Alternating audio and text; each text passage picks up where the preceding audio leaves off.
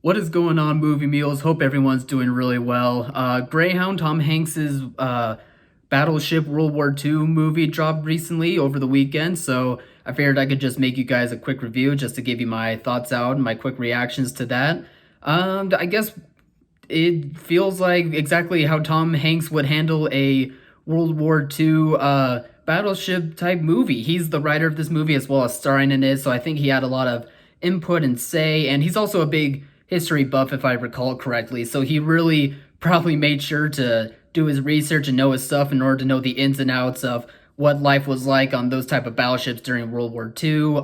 He probably had a whole lot of knowledge uh, within his grasp to be able to really make sure that everything about those scenarios that is going on throughout the movie are correct. All of the specifics of the ships are correct. Knowing like what each crew member does what on those ships.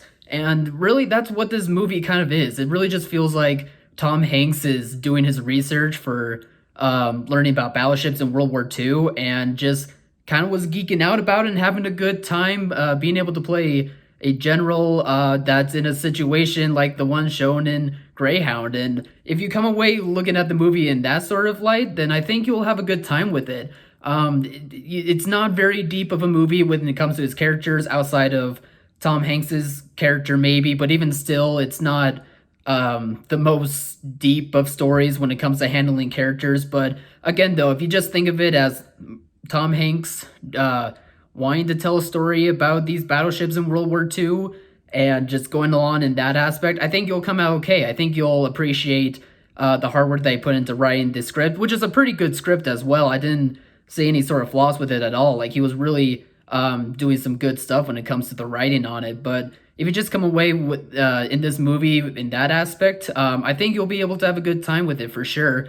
The sound design and the sound mixing is really good. I wish I was able to see this in a theater to really appreciate how great the sound quality is between like the waves crashing on the ships, all the battle scenes that were going on in this movie. It just would have been really great to see that over like a laptop sound speaker, that's for sure. Yeah, but I wish I could have seen this in the theater for sure. I think this would have been a really great movie visual wise. It has great cinematography in here as well. It really makes you feel like it's in the heat of the battle when it comes to what was going on throughout this movie. Yeah, and I think if you just appreciate the time that was put into doing the research for this movie, being able to be caught up in the experience that's happening from plot A to plot B, then I think you'll be able to go away with this just fine.